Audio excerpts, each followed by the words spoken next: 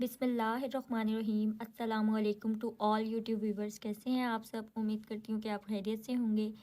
आज मैं आपको क्लास 10th का थ्योरम नंबर 4 समझाऊंगी, जो कि चैप्टर 9 का है। लास्ट टाइम तक मैंने थ्योरम नंबर 3 करवा दिया था, और थ्योरम नंबर 3 अगर आपने समझना है या उसके कोई पॉइंट्स क्लियर करने हैं तो आपको आई बटन में थ्योरम नंबर 3 शो हो रहा होगा। आप वहाँ से जाकर मेरी वीडियो को चेक कर सकते हैं और अपने कॉन्सेप्ट को क्लियर कर सकते हैं। आज हमारे पास थ्योरम नंबर 4 है, जो कि 10 क्लास का है। तो चलते हैं अपने थ्योरम नंबर 4 की तरफ। लेकिन उससे पहले मैं आपसे रिक्वेस्ट करती हूँ कि मेरे चैनल को लाइक कर दें, सब्सक्राइब कर दें और बेल आइकन को प्रेस कर लें, ताकि हर न्यू आने वाली वीडियो का नोटिफिकेशन आपको शो हो जाए।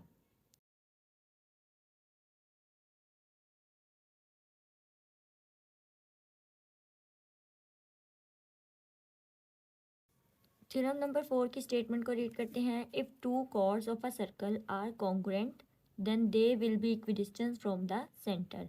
हमारे पास दो कॉर्ड्स हैं किसी एक सर्कल के, आर कॉन्ग्रुएंट, वो कॉन्ग्रुएंट होंगे, देन दे विल बी, अगर वो कॉन्ग्रुएंट हैं तो हम उनको कहते हैं कि वो सेंटर से उनका डिस्टेंस जो है वो इक्वल है। यानी कि हमारे पास दो कॉर्ड्स गिवन किए हुए होंगे और उसके साथ उसका सेंटर भी गिवन किया हुआ होगा सर्कल का, आर कॉन्ग्रुएंट होने चाहिए। Then they will be equidistance from the centre, centre से इक्वल डिस्टेंस पे होने चाहिए। ये चीज़ हमने प्रूव करनी है थ्योरम नंबर 4 में। आपकी डायग्राम है, इसमें अगर मैं आपको एक्सप्लेन करूं तो इस डायग्राम में हमारे पास ए बी एक कोड है और सी डी एक दूसरा कोड है।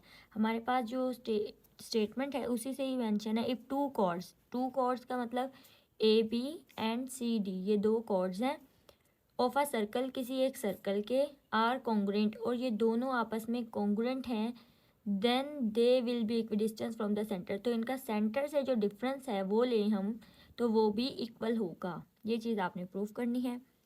इसका जो गिवन पॉइंट है, A B and C D are two equal chords of the circle with centre at O.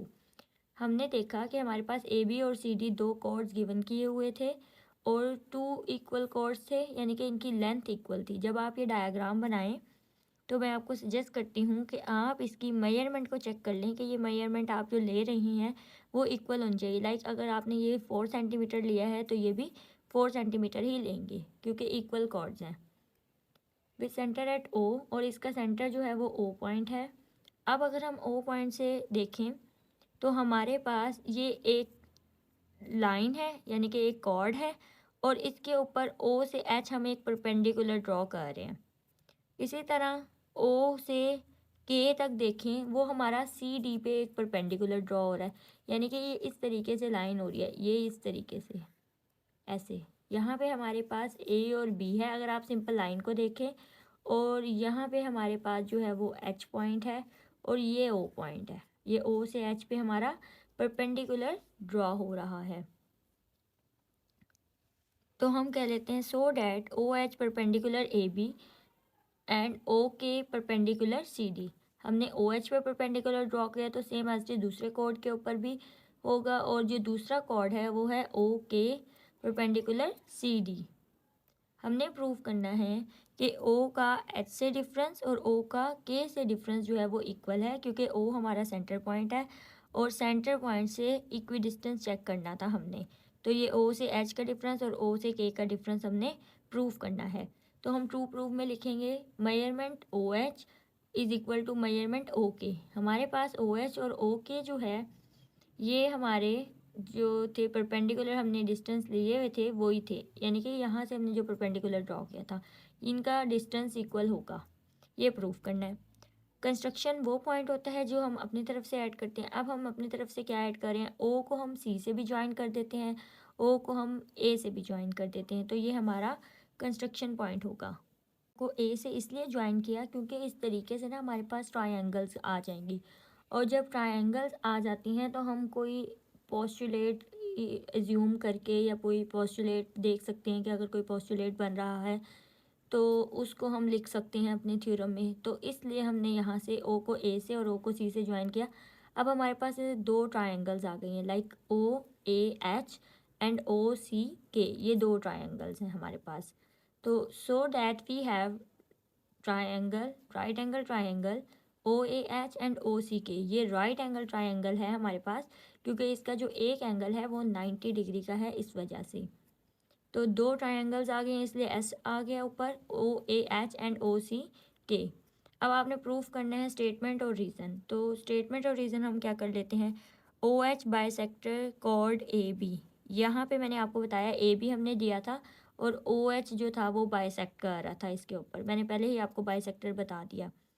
OH bisect chord AB, OH perpendicular AB by theorem 3। हमने पहले भी जो थ्योरम पढ़ा है, कुछ जो थ्योरम 3 है उसमें हमने यही बात पढ़ी थी कि जो OH है वो AB पे परपेंडिकुलर है। MAH is equal to 1/2 MAB, MAH is equal to 1/2 MAB। इसको देख लेते हैं कि ये हमारे पास किस तरीके से आया। अगर मैं देखूं, ये हमारे पास A और B है, ये दो पॉइंट AB, H पॉइंट जो है इसके मिड में है, तो इसका मतलब हुआ कि ये इसका हाफ हुआ। तो इसका क्या मतलब हुआ, अगर हमने AH लेना है तो AB में AB की वैल्यू का अगर हम हाफ कर दें तो हमारे पास AH आ जाएगा। तो AH is equal to 1/2 MAB। Similarly हमने K पॉइंट लेना है जो कि CK है, यानी कि ये वाली ट्रायंगल की साइड है ना, हमने ये वाली ट्रायंगल साइड लेनी है, तो CK लेना है। तो इसका मतलब क्या हुआ कि हम CD वाली का हाफ कर लेंगे तो हमारे पास CK आ जाएगा, क्योंकि K जो है वो CD के मिड में है इस वजह से। तो हमारे पास सिमिलरली OK बाइसेक्टर कोड CD, क्योंकि OK जो है वो बाइसेक्ट है CD पे, जो कि थ्योरम 3 से ही रिलेटेड है। Measurement CK is equal to 1/2 measurement CD, यानी कि CK का अगर हम हाफ कर CD का हाफ कर लें तो हमारे पास CK आ जाएगा। लेकिन अगर हम इसको देखें तो हमारे पास एक और चीज़ भी है जो कि है कॉर्ड्स गिवन किए हुए हैं AB एंड CD। तो ये हमारे इक्वल पॉइंट है, ये हमारा गिवन पॉइंट भी था। तो यहाँ पे जो हमारा है इसके part, but AB is equal to CD is, और यहाँ पे हमारा ये गिवन पॉइंट है। AB कॉर्ड जो है वो CD कॉर्ड के इक्वल है, जो कि गिवन है, जो ऑलरेडी एक्सप्लेन किया हुआ है। Hence measurement AH is equal to measurement CK। अब अगर हम देखें तो AH और CK इक्वल है। ये किस तरीके से इक्वल है, क्योंकि हमारे पास ये दोनों ही हाफ बन रही हैं। AH जो है वो AB का हाफ बन रहा है और CK जो है वो CD का हाफ बन रहा है। हमने इसको 1, 2 और 3 जो लिखा उससे हम प्रूव कर लेते हैं का किस तरीके से, वो मैं आपको एक्सप्लेन कर देती हूँ। हमारे पास जो MAH है वो है 1/2 MAB। हमने यहाँ पर कहा कि AB जो है वो CD के इक्वल है। इट मीन्स कि AB की वैल्यू को हम जहाँ पे AB होगा वहाँ CD पुट कर सकते हैं। अब यहाँ पर हमारे पास दो इक्वेशंस हैं, MAH is equal to 1/2 MAB, MCK is equal to 1/2 MCD, यानी कि इसकी जगह पर हम AB को पुट कर लेते हैं या फिर इस AB की जगह पे CD को पुट कर लेते हैं। जब हम इस AB की जगह पे CD को पुट कर लेंगे तो ये वाली वैल्यू इस वाली वैल्यू से कैंसिल हो जाएगी और हमारे पास MAH इज इक्वल टू आ जाएगा MCK, क्योंकि ये दोनों तो आपस में इक्वल है इस वजह से। तो यहाँ पे अगर मैं देखूँ तो ये MAH और उसके बाद 1/2 MCD ही बन जाएगा। तो ये वाला और ये वाला आपस में कैंसिल होके MAH MCK के इक्वल हो जाएगा। तो हम यहाँ पे लिख देते हैं कि MAH is equal to MCK, और इसको फोर्थ इक्वेशन कंसीडर करेंगे बाय यूजिंग हमने 1, 2 एंड 3, यानी कि जो हमारी पहली इक्वेशन है उनको यूज़ करके हमने इसको सॉल्व किया और वो हमारे पास MAH is equal to MCK आ गया।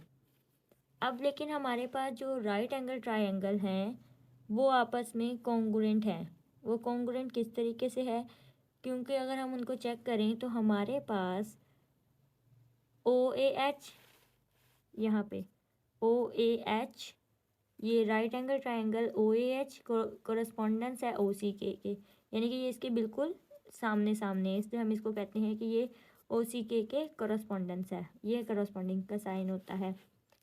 हमारे पास गिवन पॉइंट था OH perpendicular AB and OK perpendicular CD।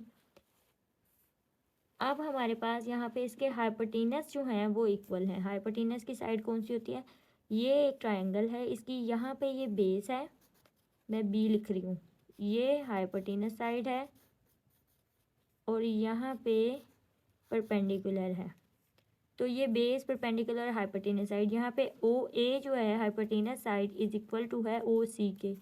Hypotenuse side O A is equal to hypotenuse side O C. ये क्यों इक्वल है? क्योंकि ये हमारा सर्कल है और सर्कल के सेंटर से आर्क किसी भी बाउंड्री पे कोई भी पॉइंट तक का डिफरेंस लें तो वो हमारी होता है रेडियस। अब ये हमारे पास दो हैं, इसलिए हम इसे कहेंगे radii of the same circle. तो यहाँ पे आपने radii of the same circle mention करना है। इसके अलावा M A H is equal to M C K, हम ऑलरेडी एक्सप्लेन कर चुके हैं कि ए एच जो है वो सी के इक्वल है यहाँ पे हमने, तो यहाँ पे आपने लिख देना है ऑलरेडी प्रूव्ड इन 4। ये बात हमने प्रीवियस प्रूव कर दी है।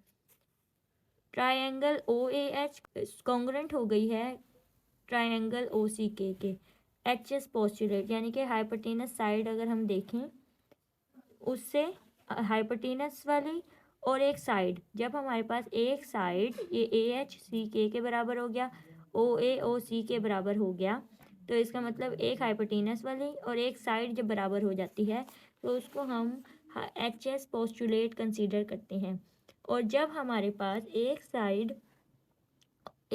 हाइपोटेनस साइड और एक साइड दोनों इक्वल हो जाती हैं तो इसका मतलब कि वो जो तीसरी साइड है वो भी आपस में इक्वल होगी। तो इस और जो तीसरी साइड बनती है वो हमारी बनती है ओ एच, तो ओ एच जो है वो ओ के इक्वल होगी। तो ये था हमारे पास थ्योरम नंबर 4। नेक्स्ट मैं आपको थ्योरम नंबर 5 समझाऊंगी। तब तक के लिए अल्लाह हाफिज़। मेरे चैनल को शेयर कर दें, सब्सक्राइब कर लें और बेल आइकन को भी प्रेस कर लें।